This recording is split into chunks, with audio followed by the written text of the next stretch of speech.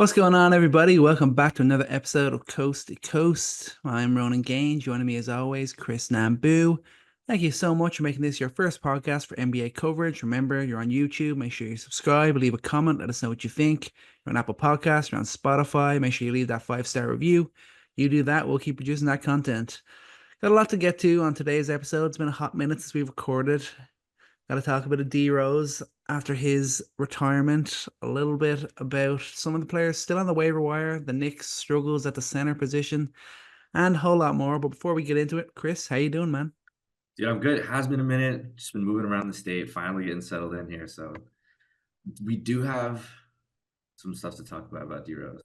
And when you mentioned it, I'm like, there's a lot to process here. Honestly, like when you texted it, I wasn't sure if I was gonna like talk about it a lot or a little bit, but as anybody knows, that's like most Chicago fans' childhood hero. If you were an NBA fan who started out watching basketball the late 2000s, you probably got in because you noticed Derrick Rose got drafted. Like he was your generation's, closest version to Michael Jordan. He was your generation's closest version to any, Chicago hero. Like maybe if you're a hockey fan, you like Kane, Tays, like great hockey players in Chicago for sure. But like Derrick Rose was just that hero. So like you ask me how I'm doing, let's just start there, man. Because like there's a lot to unpack for D Rose retiring. I think for a lot of us, it's like the actual D Rose, he retired a long time ago. Like he left Chicago a long time ago. And I think that's been something that, Bulls fans have had to just like slowly let go of over the years. You let go of that Joakim Noah era, you let go of that Derrick Rose era. Then you had to quickly get over the Jimmy Butler era that ended too soon. And I think of three words when you think about D Rose retiring. I think about nostalgia. Everyone always talking about what ifs. Think about controversy. Think about what happened right after he left Chicago, where he started out in New York. And I think, to be honest, like this is kind of a human conversation, maybe not a basketball conversation, but when it comes to athletes and it comes to people who ascend a certain status of they're not just a player I watch, I'm not just a fan, but when they like inspire people, it's really tough to hold those expectations. D Rose was just a man, he's another guy.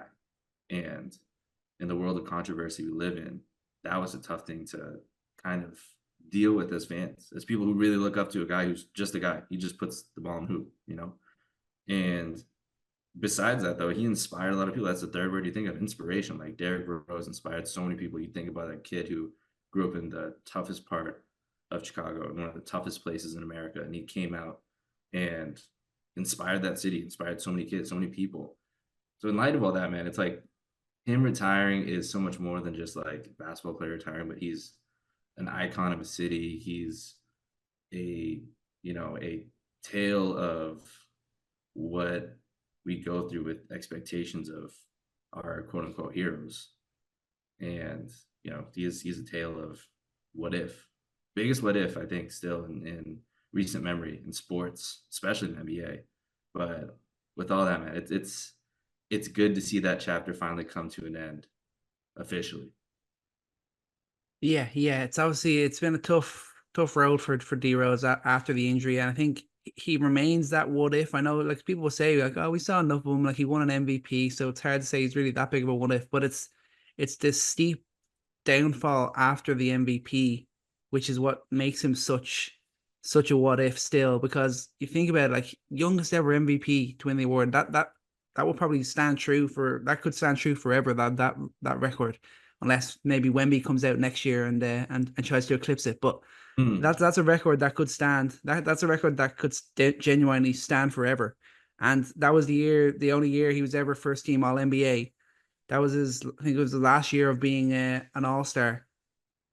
And then it was his third year in the league. That was like as a legit a third year breakout as we see, and that's kind of usually the marker we kind of use for guys to say, oh, the third year, that's when we really see who these rookies kind of are. And him and the Bulls, he had that I'm here moment, while the Bulls also had that we're here moment.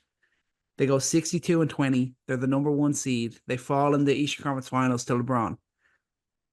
You're there, and you're just like, okay, this is them. They're here now. They're ready to challenge this Miami Heat and LeBron James squad. Then straight into the next year, it's the lockout. They don't play basketball until December. DRose misses 27 games of that season, and then in game one of the playoffs, tears his ACL. Like that is just heartbreaking to think of how quickly it went from, oh my God, we have our next Michael Jordan. He's the guy that's gonna lead this Bulls team to greatness. The very next season, it's done. Then he misses 2012-13, comes back in 2013-14, boom, right knee meniscus gone for the year. And then it's just that's just it. And like looking at it that way, it's just absolutely heartbreaking because this is a guy that was just insanely talented. The fact that he was homegrown, he's a Chicago guy playing in Chicago. Wasn't for those injuries, wasn't that like that's it. If it wasn't for those injuries, I'm gonna say he might have pipped him and that Bulls team. They'd have pipped the LeBron, or even if it wasn't for LeBron, maybe it probably a better way to say it. They would have gone to a finals, if not won a finals, because they were that talented and DRose was that good. Listen, man, I'll even say, and when LeBron went back to the Cavs, DRose is making his return, and they're in the semifinals. And you all remember DRose hitting that game-winning shot. Bulls go up 2-1. The very next game, Bulls are killing the Cavs, but then LeBron just storming back. It's just classic, like and it's the worst too, because every fan of an Eastern Conference team, every Pacers fan, every Celtics fan, every fan of an Eastern Conference team knows that feeling. Every Raptors fan, when you got the game in hand, especially Raptors fans, man, you got the game in hand, and then LeBron is just like, okay, take over time. So whenever people are like, LeBron's not clutch, it's like, bro, like, did you ever watch LeBron ever in the 20 straight years? I'm exaggerating, but in the years that he was in the finals, like every single year, it's stuff like that. And I'm remembering specifically that year we should have been there because it was game 4. Bulls had a chance to go 3-1. Yes, LeBron is storming back, but then Mike Brown calls a timeout. There's no timeout. That is a technical foul. We go to the stripe, go up by, we would have went up by 2 or 3. We would have essentially iced the game, but instead, no. LeBron gets to take the last shot and wins the game. Now it's 2-2. We all know what happens after that. But up 3-1, seeing LeBron come back from 3-1s. But I think that would have been that seminal moment in history where if they had advanced there, then we talk about them a little bit differently instead of this disappointing what if. And it's like whenever you see Joakim Noah or Carlos Boozer, Nate Robinson, any of these guys, talk to anybody who's part of that team, like they're just tormented by that moment. They're tormented by that opportunity, you know. And just think about the whole Derrick Rose, like, and we can do a whole podcast on this, so I don't want to belabor like the whole history of it because it's such a missed opportunity. But you think about the people on that team, like Luol Deng. I mean, he himself, like what he went through, like just crazy injuries, the meningitis, bro. Like he got meningitis in the playoffs. Like how does that even happen? I don't even know. I need to look into that because that's fascinating. But a guy who is one of the best two-way players in the league. I mean, dude, he was robbing the Lakers for years because they thought he was going to be an answer for them at that two-way spot at the wing. And then you had Jimmy Butler, who hadn't even come into his own. He would have had an opportunity to be beside him, and like if they had figured things out together. Joakim Noah being a near MVP candidate, like he got MVP votes.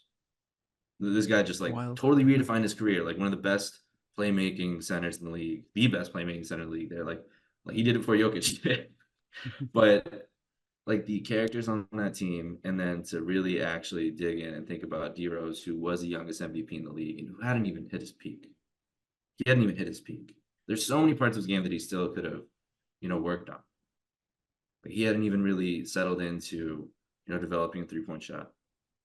He hadn't fully settled into being a full-time creator. Like he didn't have the chance to like explore different parts of his game as a healthy, full-time player. Like it's just sad to think about. That's the part I think will always get, people who are fans of him that remember how great he was so early, but think about you didn't get to see the part of his game like mature.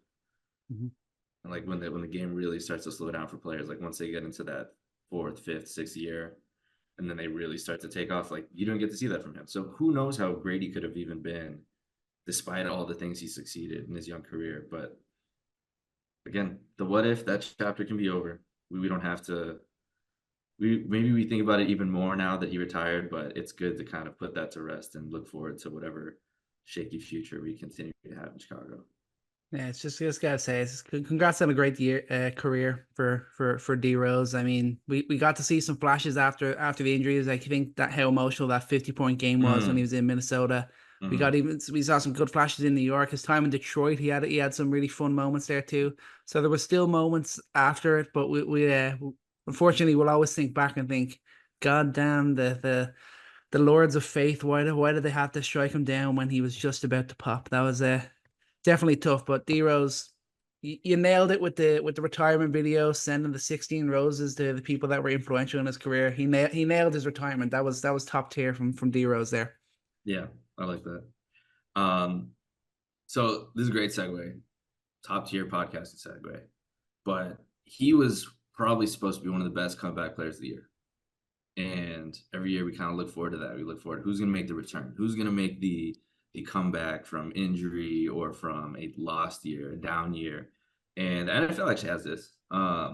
They give out a comeback player of the year award. And I'm thinking like the NBA, we should absolutely have that. We have so Yeah. many cool stories of guys who have, had to rehab an injury, who have had to start over on a new team and like redefine their career. And that's some of the coolest stories we see every year. And it'd be cool to see that awarded. So I think this is a good time. Let's talk about a couple of guys that you think this season has that opportunity and maybe has the chance to qualify for an award like that. Who do you think could be comeback player of the year? I mean, this is very interesting because it's such a fun award, and it's surprising the NBA haven't introduced it because it's almost it's also another award they can give to players. Yeah, There's yeah, years where we're like, oh, yeah, this guy should be this or this guy should be that. They have another award there that could go to yeah. these And that voters could go love to it's these all guys. about the story. I mean, the Yeah. MVP is never it is about set, and that's why Jokic wins every year because like it's like he's just the best player hands down. But we love a story. Like fans love a story, and that's the biggest reason why people vote. So I'm sure we'll be able to come up with people that we disagree on. Oh yeah, 100%. I mean, I looked at it and I was like, I saw like four.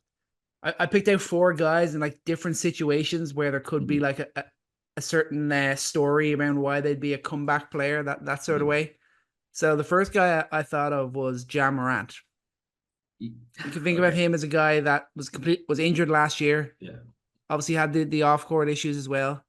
And then you think if he came back this year, he played 65 plus games, maybe even I'll say 70 games because he's actually never played 70 games in his career. Leads the Grizzlies to being a top four seed again. He's back on top. He'd be a perfect candidate and a great story relatively because now some people still kind of think the off court stuff. Maybe don't want to get too high on a guy like Ja Morant, but in terms of the being injured last year and the fact that he can bounce back and be a top level guard in this league, and the team are good enough to make a bounce back to being like a top seed, a playoff team straight away. That would definitely have him in that conversation. Yeah. So the reason I'm smiling about it because like remember when John wins the most improved award, Mhm. and it was like, should we really give it like there are other guys that we want to give this award to because like Ja's already like an all NBA player. He's like he's supposed to do this. Like we expect this of him. But he was just he got so much better on top of how good he was. It's like, all right, like who like what is this award if we don't give it to him? And I feel like this would almost be the same exact thing if we had this award and we gave it to Ja because I think we expect it. That's one thing that I think about like a comeback is it's something that is unexpected. It's something that like you don't necessarily see happening. Like the odds are against you. That injury, no one expects you to come back from that. That team situation, no one expects you to be better, but you go above and beyond and you make it work. I mean, the things with Jaws, like, dude, he's gonna make it work. We all know the player is. He had a shoulder injury, and those take time to really get back from, and it's not a quick fix. But guys recover from that. And in terms of like the off court stuff, we can't speculate, but it seems like things have changed in a meaningful way. He's gonna come back, bro. Like he's going to be a 25, 8, assist type of player. He's going to lead the Grizzlies to at least the top 6 seed. He's going to be. This is all dependent on maybe like the Zach Edey stuff we talked about, like their center rotation and how they look defensively, how deep they can be. But Ja Morant as the player, people have forgotten, but they'll remember very quickly. It's going to take the first couple weeks to be like, oh, okay, that's Ja Morant. I forgot. Sorry. Like, dude, he's going to be exactly the same player he was before. Nothing's changed. He's going to be undoubtedly Ja Morant. There's nothing going to be holding him back from that. Yeah, no, that's fair. But you got to keep in mind as well. Think of it like in this situation. Tom Brady once won the NFL Comeback Player of the Year, so that's to kind of keep it relative. Those guys can work their way into the conversations. When did he win it after he tore his ACL? I'm not sure. I didn't actually look what year it was that he won. Maybe I'm trying to think. Maybe that was a year. I'll have to fact check that. But I have one that's going to be annoying, and I part of me doesn't want to see it, and the other part of me is like, that would be pretty awesome. But first, let me admit something to you. I had texted you. I think it was last week. I texted you. I was like, Ben Simmons to the Warriors, and I just completely listened on. And let me defend myself. Let me defend myself. It was the same day that Woj announced his retirement, and then this fake account, and I didn't not know it was fake. Aaron Rosenberg posts breaking news, and it looked so legit too. And I've never seen this account, so it wasn't like NBA Central or anything like that. And it just looked legit, like Ben Simmons to the Warriors. And I was in the middle of moving. I was busy. I didn't have time to like double check, but I just let that just enter my brain and just become fact. So for the past week, I'm like, all right, like I'm gonna prep for thinking about how Ben Simmons is gonna fit in with the Warriors. Let's take a look. And then as I'm doing my prep, I'm like, wait, that was fake. I didn't get got for like an hour or like half an hour or even a day. I got for a week. I had that like just simmering in my brain, like just picturing Ben Simmons and Steph Curry, just picturing him and Draymond Green, like with that defensively. Oh my God, and that's not real. So Picturing all that and just refusing to acknowledge the fact that he won't be on the court or anything like that. Yeah. Okay, so back to the real reality, right? This is the last time. Last year was the last time. This is the last time that we're going to talk about Ben Simmons and what he could be. And I'm going to nominate him for a comeback player of the year for the same reasons every other year, because they still hold true. And I'm going to say it like this. Like, who is Ben Simmons if he decides to be himself? He's a defensive player of the year candidate. He's a bona fide first all NBA defense. He's going to be a guy that is a elite point guard in terms of creating threes. He's been one of the top 3-point creators whenever he's healthy in the league. The same rates of Giannis and Luka, that's what he does. One of the best fast break orchestrators in the league. And he's going to have a team around him that, honestly, it makes sense. You know, he doesn't have a post player in Embiid who needs to hold up space in there. Like, he's got a rim running 5 that kind of works with him. He's got wings everywhere who can shoot around him. And dude, for a guy like him who doesn't want to shoot, he's got Cam Thomas next to him. Cam Thomas not gonna have a problem shooting. He's gonna be real happy when Ben Simmons just dumps the ball off to him. I mean, like, in terms of like actual like situation, it makes sense for a guy who hasn't literally played any meaningful basketball in the last 3 years. If you were to come back, like, take things seriously, because this is definitely his last chance. If he does a fat 0, he's gonna have no contract. No one's gonna be coming looking for him. But if he comes out and he is even like 85% of what he was, 80% of what he was, that's a guy a lot of teams are gonna look at and want to reconsider their opinion of him, because he is that good. And that would be the comeback that everyone's been waiting for the last 3 years. But it's now or never. It's the last time. Yeah. I can't get on board with it. I know you can. It's Ben fair. Simmons is just not here anymore. That guy does not exist anymore. Since that moment against Atlanta when he was afraid to shoot the ball, that broke him. Like, his last 3 playoff games, 8 points, 6 points, 5 points. Since then, those 3 playoff games, did not play the following season. During that time, he was traded to the Nets. 22-23, 42 games, 33 starts, 6.9 points, 6.3 boards, 6.1 assists. 23-24, just 15 games, 12 starts. Pretty much the same stats across the board. you just don't go from where he was to not playing for 3 years and then just getting back to any sort of level close to that. It just doesn't happen. He's kind of gone to that like kind of the John Wall sort of area. He was that guy, then the injuries came, and he's just not going to get back to it because like getting back to it is getting back to being like an all defensive first team because he did that twice, being a high assist guy, being like a double digit point scorer, and I just don't see him ever getting close to that again. Like I agree with you. If he does do that, like if he comes in next year and he averages like, even if he plays like 65 games and he's like 10 point or like say like 12 points, like 8 boards, like 9 assists or something like that, and he's at similar sort of level to defender, then I'd say he's in the conversation. But I don't even see him getting close to that level again. Like, and that is the point. I think we look for the unlikely. We look for the the guy that we don't expect to do it, but then we look at the upside. And I think out of anyone who has the unlikely story, I mean, this is not a likely situation. Like 90% chance. I would never bet on Ben Simmons to do this, by the way. I would never bet any sum of money to do this because of his track record, because he's shown, that he's not really interested right now in coming back. But I mean, if he is, and he locks in, and he is healthy, I mean, he said it last year. This is literally the same thing that we talked about last year. Literally the same thing. But I think it still is to be said that we're not asking him to level up like we did before. It's not like, okay, well, Ben, like, shoot the ball. No, we don't need you to shoot the ball. Just be who you were. Be who you were. Because that level of player is still valuable. That's still an elite level player. That's still a guy who's going to defend 1 through 4, 1 through 5.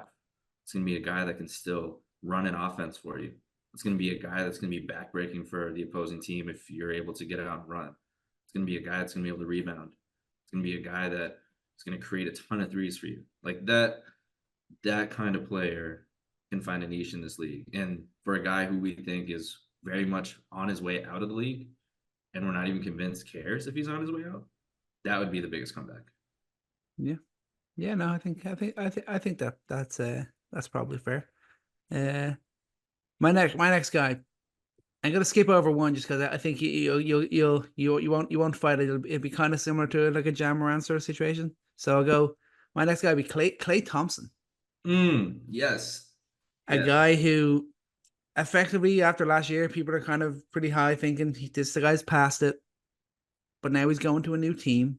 He's finally out. He's out of Golden State. The guy who's played his whole career in Golden State. He's moved over to Dallas, another team that are looking to get back to the NBA Finals where they went last year. And you look at him, and I would say you just look.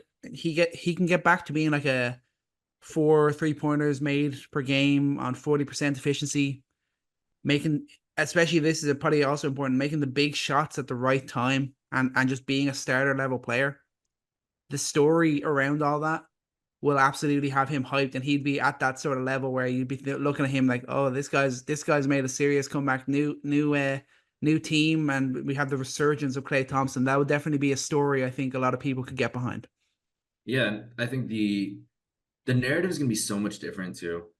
Like, people kind of have this new expectation of him, like, oh, he's kind of he's past his prime, which he is. But I think people are not going to expect him to be a massive contributor. They're not going to expect him to save the Mavs the same way they expected him to save the Warriors, because the Warriors, totally different situation. They are on the cusp of the end of their time, and losing Clay was kind of jettisoning them off that edge. And with the Mavs too, like, any contribution he has, I think if he literally does what he did last year, minus some like very obviously bad things, like he's made some very obviously boneheaded plays and boneheaded shots last year that led a lot of those low lights that people love to post. But then when you look at the course of like the whole year, like what his actual efficiency was, were they at the right times? Maybe not. If you look at shooting the fourth, like, not great. But if you look at it as a whole, like, he was still a what the NBA would consider a good shooter. So if he just does that on the Mavs for a team who really, really would love to have a guy who can consistently do that, like, he's already going to be lauded as like a hero there for what he's going to bring from the shooting perspective. And it's not going to take a lot, I think, to get him much better looks than he would get with the Warriors. Because, Luka's going to create that. Kyrie's going to create that. The kind of spacing that they bring and the kind of, the gravity that they have in the pick and roll, especially with their two bigs. Like, there's going to be a very different situation for Clay where he's going to get a lot more open shots, or his gravity is going to create even better offense for the Mavs. That's going to be very well documented. Mm-hmm. Yeah, I think he's good fit for that. The old comeback board there. I'm curious for your next one, because if you're telling me I'm not going to argue it, I wonder if it's mine. Ready? 3, 2, 1. Lonzo. No, I don't know. No. What are you talking about? No. This would be the greatest. The guy I skipped was because I said he was kind of like Ja Morant, so I think you'd fight against it. So I was like, I'll just skip over that one. Oh. I got a final guy. Don't worry. It was Jimmy Butler. Nah. Yeah.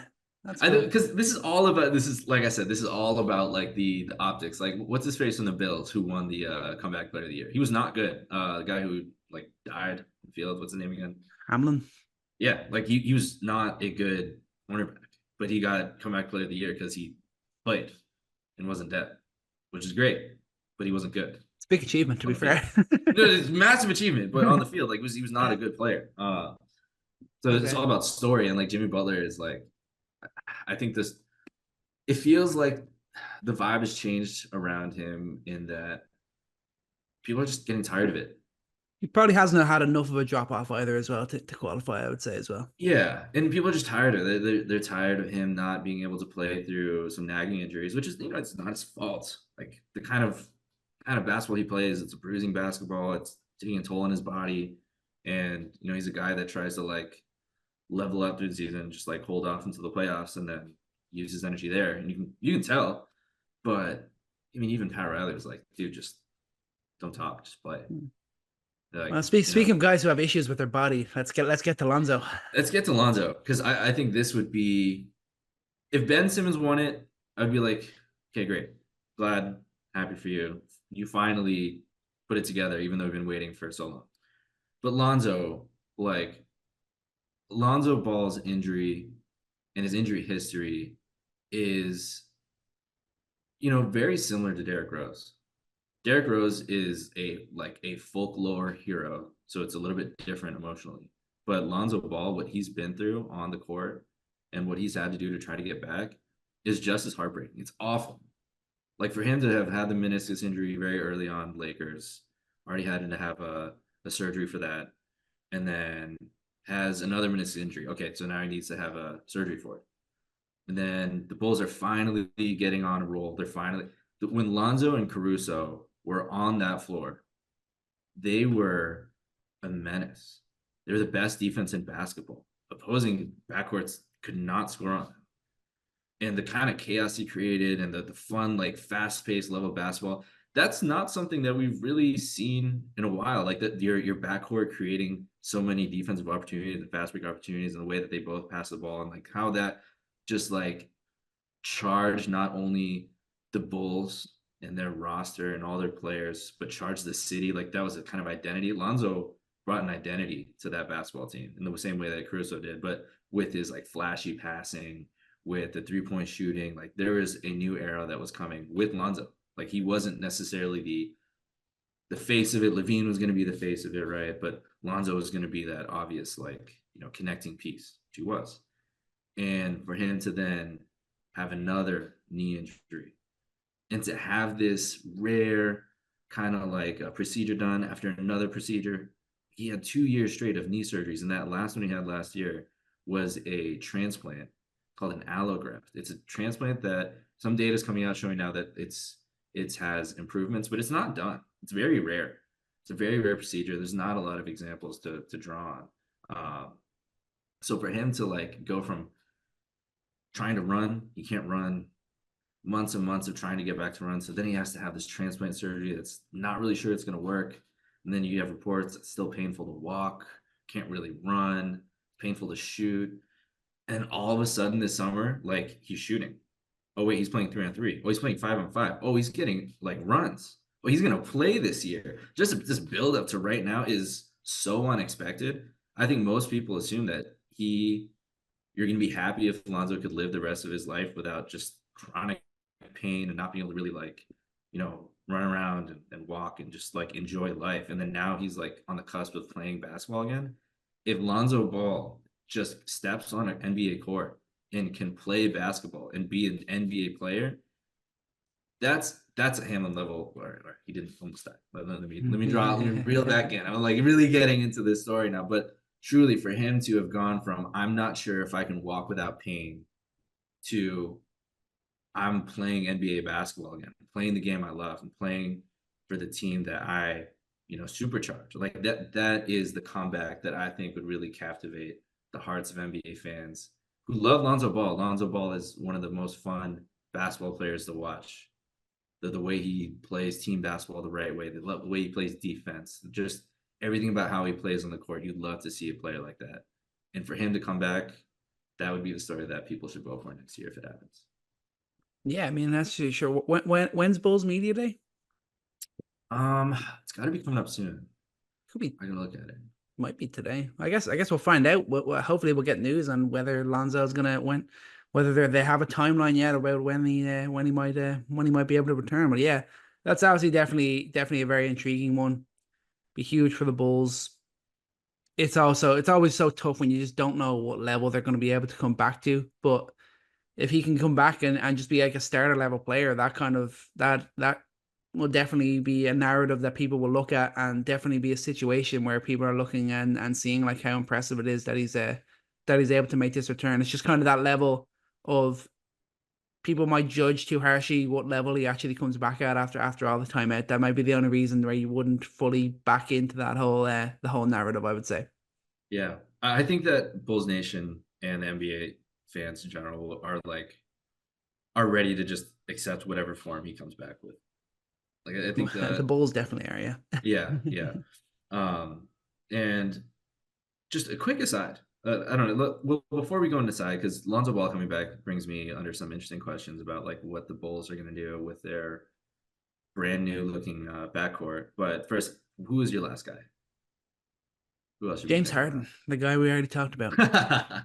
Oh, James Harden and Jimmy Butler. Okay. I look at James Harden as like a version of like a backup QB who got the chance to be a starter QB again and like balled out. That's how I'm looking at James Harden this year. We already talked about the chance he's going to get to see if he still has it. He's still that scorer. If James Harden's like a 25 point per game scorer and somehow the Clippers are able to sustain a top six, they can finish sixth place in the West. Like that will be he'll be in that sort of conversation. I know it's not the same because he wasn't injured. He hasn't really had any time out, but this is a guy who's effectively been like almost like he's been on the sidelines to coming back and being the guy that we know he once was, and that's definitely a story I think people could get behind. What quarterback are you thinking of? Not like I'm thinking. What quarterback are you thinking of? Geno Smith, when he won it, he was a bench guy. Then he got sprung back into he got the shot in Seattle and one comeback player of the year. Okay, I like that. I mean, Geno Smith was never an MVP though. Yeah, I know that's fair. It's obviously not exactly that like An that MVP way, level but that's kind of the way I'm looking at it in terms of like James Harden. Like we haven't seen the James Harden that I think we're going to get the opportunity to see this year in 4 years. So that people kind of like almost forgotten. People think he's going into that twilight of his career, and he has the opportunity to have that bounce back. That's the way I'm looking at it. Yeah, we've talked about that I think in the last part of the pod before, but I'm still curious about. But you haven't had an MVP level player have an argument to repeat that level of performance the way that James Harden might be able to. Yeah, especially with Kawhi now. That was announced about that surgery he had. I don't know. They didn't actually give a timeline about when he might be good to go either. So he might be even more thrust into that role if there's no Kawhi for a good while. The level he would need to ascend to for the Clippers to do anything significant this year is astronomical. And I think just in that same light of talking about Ben Simmons all of a sudden going back to his all NBA, all, defense kind of level player, then we can say whoever has the most opportunity to like return to a major level of play, like Harden would be the one. And I think it would be like an award of apology in a way as opposed to an award for the comeback. You'd be we're sorry player of the year. You're not But hey, washed. we got to keep tabs on this for the season. At the end of the year, we'll give an award for the comeback player of the year. Yes, We'll do let's do that. that. If the NBA will do it, we will do it. Mhm. But I wanted to circle back to Lonzo for a quick reason. Talks about teams like the Rockets who have a lot of players in different positions and how they're going to have to figure out things on the fly and figure out what their identity is, who is going to be their starters, who's going to be the players that the team gels around. And the Bulls have a similar situation. And trading away Caruso was a sign that they were ready to move on from this era. They were ready to maybe not tank, but retool. They're ready to redefine themselves. And Giddey is a guy that's very polarizing, I think, in more ways than one, obviously, but in terms of like what he presents as a prospect. And I think a lot of people are kind of convinced that he is who he is. He's a really great playmaker, one of the best passers in the NBA, truly. He's one of the best live dribble passers in the NBA. Great rebounder for his size. Not a great defender, though. No. Not a great shooter. Can he do those two things? And then you think about Lonzo. So if this whole Lonzo thing is true and playing 15 minutes a game, he's playing 20, he's playing 25. Now is he a bench guy? Is he a starter? He's got to remember Kobe White just had a most improved player deserving type of season last year. He's clearly on the up. He's a guy that's showing that he's a leader on this team, deserves touches, deserves shots, deserves offense to be built around him. Then you got Zach LaVine. He's got to make a comeback. He was out for basically half the year last season. It's got to show that he's worth being traded for in order to get out. And then you have Io. He's still young. He's still a guy that is deserving of minutes. He's deserving of time because when you put Io on the floor, your defense gets better. He's a good playmaker. He's working on a shot. Like there are reasons to put all these guys on the floor.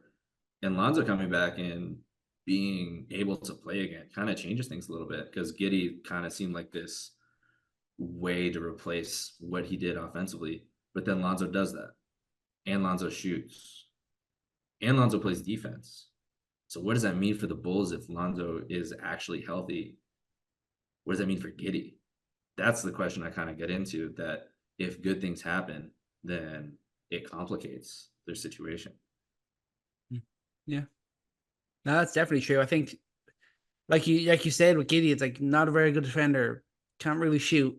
That's why he got booted out of OKC. He's got to do one or the other. Yeah, obviously we all hope and dream that he's going to do both, but he's got to become a solid defender or a solid shooter at the very least. He's got to bump up the level on at least one of those to be a guy that you can legitimately have confidence kind of building around and wanting to start in and play minutes in the biggest moments for a team that are hoping to not tank and hoping that this is a new leaf they're turning over and trying to win again. Yeah. I'm concerned that it's gonna take a tough decision because if Giddey's not good right away, but you're not giving him opportunities, then what was the trade for? And we haven't even given an extension yet. And it's going to make that decision complicated. And I don't have faith right now in how this front office has handled these junctures in the team's future. And making the safe decision could be the wrong one. I mean, you got off of Caruso because it's time. And you were able to get the guy you wanted and get nothing else out of Caruso. But you didn't get a damn pick because you didn't get a pick. You didn't get a damn pick off a team that have literally like 7 million. Like that's what happens when you shocking business. You know what the other guy across the table wants. And it's been obvious, and they just aim too hard at Giddey, and that's what happens. But it'll be interesting to see where they go because I think every one of these guards has different agendas. These are all great team guys, truly. Like, and maybe things work out when you have a guy like Giddey. Maybe Giddey just everything works out on the floor. Giddey's a great passer, and Lonzo's a great passer. Maybe no one's really rising their own stock, but rising the team stock if everyone plays well together. But that's a very hopeful scenario and what could be a very volatile situation. And hopefully these guys are good enough in the locker room to kind of work together on it because we all know what happens when you have different agendas in the locker room. Yeah, that's true. I think, and again, unfortunately, right at this moment, you kind of have to say it's most likely that Alonso really isn't there causing that competition. Hopefully, he is. I hope that for you. I hope that for Alonso that he is there, kind of causing that extra bit of headache, a good type of headache Yeah. for the coaching staff. But at this moment, you got to say it's probably going to be Gilly, kind of being the offensive hub and leading the way, and hopefully we get to see that situation you're talking about with Lonzo getting back in. Yeah. I mean, hopefully that's like a leadership type of thing. Like, hey, Londo, this is what he does well, and this is how he adds to his game. Like, Giddy, like, you can learn from that. You can learn from that. But on another team, let's stay local here. We speak close to our hearts here. We got to talk about your Knicks, fan. We got to talk a little bit about the center position because the guy that I was hoping to talk about as a comeback player of the year, Mitchell Robinson, for the role he could play in the Knicks, really pushing for a championship this year. I think really all the buzz is like, how far are the Knicks going to go? And really the answer is a ring. They want a ring.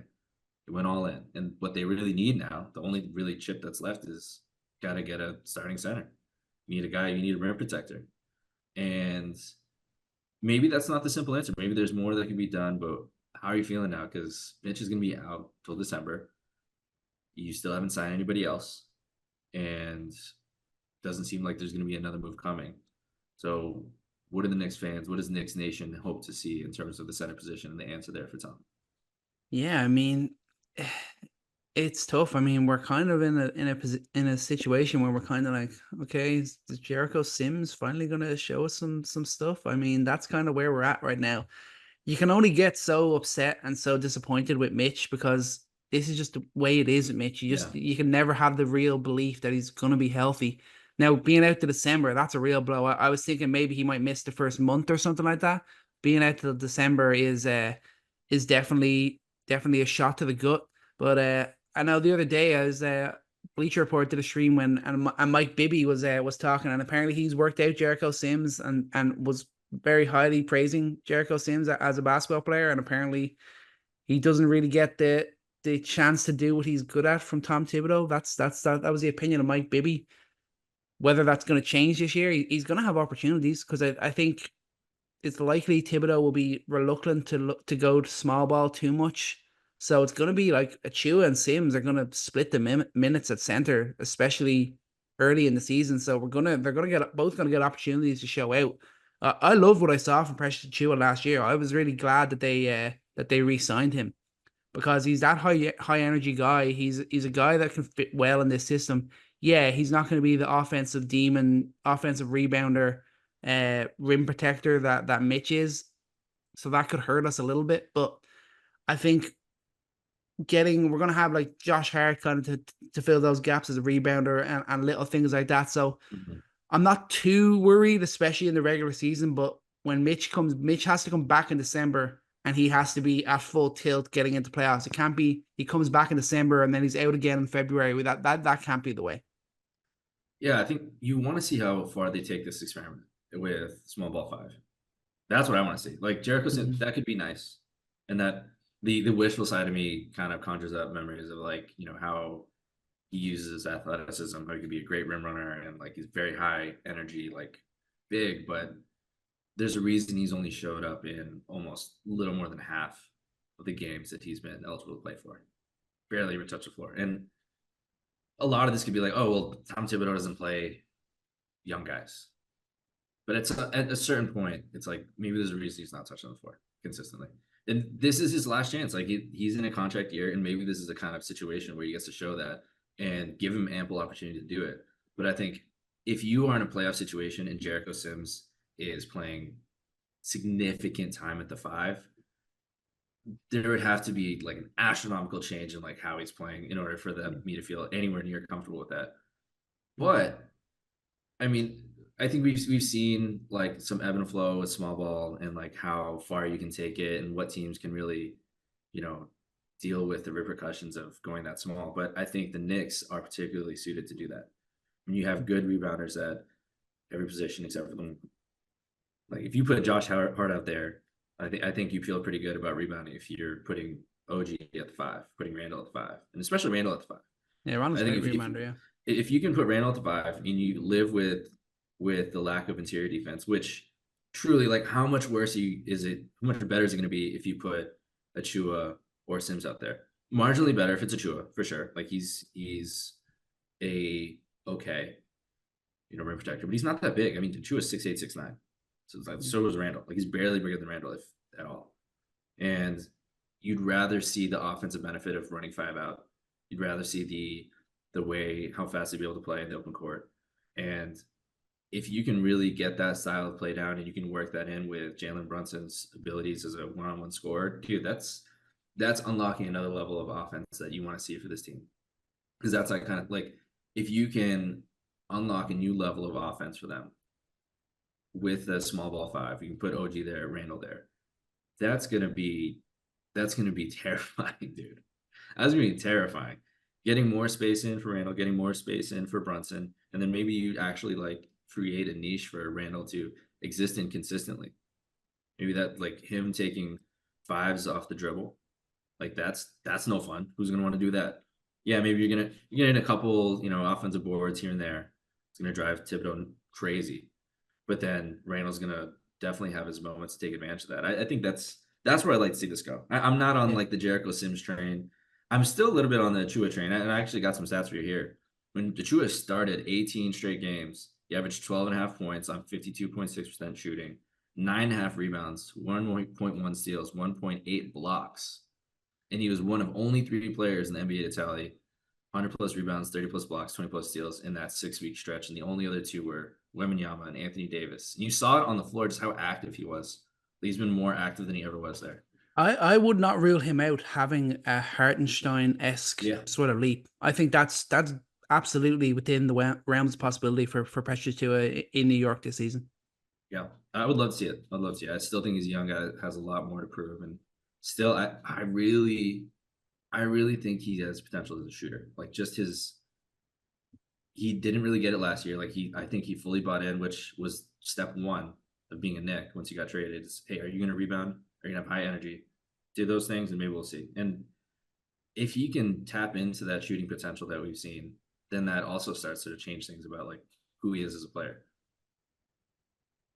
Yeah, no, like just the excitement's still there. I got there's still that bit of worry with the center position, but the excitement is still there for what we could still have even without Mitch obviously being out until December. Yeah, you have silver linings with this, man. Like, you know what the team should look like with Mitch there. You know what the team would look like if, I don't know, like if you pull JaVale McGee off the waivers and you got in a big like that. Like that team, that construct, that strategy, that makes sense. But you haven't gotten to see kind of the small ball play and what you could get out of that. And one thing that's crucial is we cannot get Taj Gibson this year. That's very important to remember. Speaking of JaVale McGee and the waivers, there's still some guys out there. Can you name a few? Like, this is interesting in light of the conversations that still happen about the expansion that inevitably, quote unquote, inevitably will happen. A couple teams added to the NBA, given how much talent there. I mean, just so much talent in the NBA. Just a few guys here, like Moses Brown. Okay, is he a starting level center? Probably not, but he's definitely a rotation center, in my opinion. Like, he's at his moments of being he's a guy who's going to rebound. He's a guy who's going to be interior defender, and he doesn't deserve a 12th, 13th spot on a roster. JaVale McGee as well. Got guys like Darius Baisley, Robert Covington, Jay Crowder, Danilo Gallinari, Thad Young. Any of those guys make sense that they should be on it? Thad Young, I can see it. Gallo, he's kind of out. Jay Crowder kind of fell off a cliff, but is he not a rosterable player? Yeah. Covington as well. I guess the injuries are really the thing, because when he actually played for Philly last year, he was really good. Yeah. It was just obviously the injuries. I guess that's probably, I guess people are looking at it and just saying the injuries have taken their toll. I guess he's a guy I think will definitely get picked up during the season. But yeah, I mean, there's always going to be those few names, and it's always going to be guys. It's like, oh, that get signed mid-season. They're like, oh shit, he was a free agent. What? No, yeah, seriously. And then you have a tier of players like Isaiah Livers, young guys who I think were ruined by bad teams. Isaiah Livers, a guy who I thought was going to be a rotation shooter in this league, 3D player in this league. He's really on the come up as a shooter for the Pistons, and no one's picking him up. And even further on that spectrum, James Bouknight, he was a lottery pick Yeah. for the Hornets. And I think there's every player needs responsibility over their own future as well. Like you can't just blame like that. You can't just blame an organization for them not coming up. But he's not the only young guy to be kind of wafting around the NBA after being drafted by the Hornets and not developing at all and continuing to just be a G League level player. He's a free agent. And I think the most interesting guy that I want to talk about is Markelle Fultz. I mean, talk about a career for him. And talk about talking about comebacks, the guy who we weren't even sure is he going to be in the league anymore. Orlando trades for him, and he has a productive couple years there. And he's shown like, okay, like this is a guy who can still like run an NBA offense. He's a guy who's still an elite defender. He's a guy that can, shoot out the dribble within the arc. Still hasn't got that shot back, but still a young player, still a great defender, still a good point guard, and he's not on an NBA roster. He had a solid, like he had a pretty significant bounce back for what his career had been in the 22-23 season. Kind of unplayable. kind of dropped out again last year. I think obviously there's another few injuries and like Suggs really stepped up and a few other guys stepped up, and that's why he kind of fell off with Orlando. Yeah, he's definitely an interesting one. It's surprising that a team has yet to take a chance on him. I'm surprised. I'd still be a little surprised if a team hadn't picked him up by training camp. I feel like he's definitely a guy worth trying out and seeing where it might go. I'm not sure where would be a good fit for him. I was a little surprised that Orlando didn't pick him back up. I think that maybe is still a possibility, but I feel like he's still worth taking a shot on it for a year, Markelle Fultz for sure. I've even seen some Knicks noise about Knicks fans wanting to take a chance on him. Yeah, that wouldn't be guard, the craziest shout in the world. Yeah. I mean, like, what would he be? Probably like third or fourth string as at the guard position. Yeah, that wouldn't be a terrible situation. Yeah, but too young to be out of the league, man. Same with Dennis Smith Jr. Guy I think would be like a decent third option, good third option, really. But the league is continuing to get deeper. You have plenty of young prospects that teams are trying to two-way and stash and everything, but guys like him, John Wall's already gone. I wrote his name down here, but I'm like, it makes sense at this point. He already had a shot. But yeah, the expansion should come sooner than later because there's just too many players out there that should be on a roster, honestly. Yeah, I mean, I feel like we should hear about an expansion team during this season. I feel like we should get that word from Adam Silver that it's happening, because there's definitely there's more than definitely room for it, and the growth in the whole league as a whole, it's time. Yeah, we already know the new TV deals coming out and the amount of money that's going to come from that and how much that could be contributed to a new team. I don't know if that's exactly how business-wise that would work, but there's obviously enough growth in the market for that to make sense. Yeah, for sure. It's gonna be fun to see what cities come up first. That's the next thing. Where do we go first with this? It's probably going to be Vegas? Do we get a team back in Seattle? Yeah, that's the way we go. Timberwolves over to the east. Push New Orleans over the east. That's one that makes most sense to me. Yeah. All right. Let's see that happen. Adam Silver, you're on the clock, man. So we know who's still available out there. We don't know what the Knicks are gonna do at center, and we'll be tracking who's gonna be the comeback player. I think that's gonna be my favorite one to watch over the course of the years. Is Grizzlies. How does Ja Morant really respond? Lonzo, seeing him play basketball again. And I swear, this is the last time for Ben Simmons. We're not going to do this again next year, I promise. Doesn't matter who signs him, unless it's actually the Warriors. If the Warriors sign him, then we'll do another podcast. We will have to do that. But at the end of the day, farewell, DRose. We'll always live through that nostalgia. We'll always live through the inspirational player he is, and remember those memories fondly. For sure. Let's see DRose in the Hall of Fame. He's an MVP guy. He deserves. I think he deserves that nod. Ben Simmons, show up and show out. Do it for Chris. This guy believes in you like nobody else. You gotta show up and show out for him. But that's gonna do it for today's pod. Thank you all so much for joining us. Chris, thank you for joining me. Remember, we are everywhere on social media at Coast to Coast NBA. And most importantly, remember to take every shot and love every moment. So.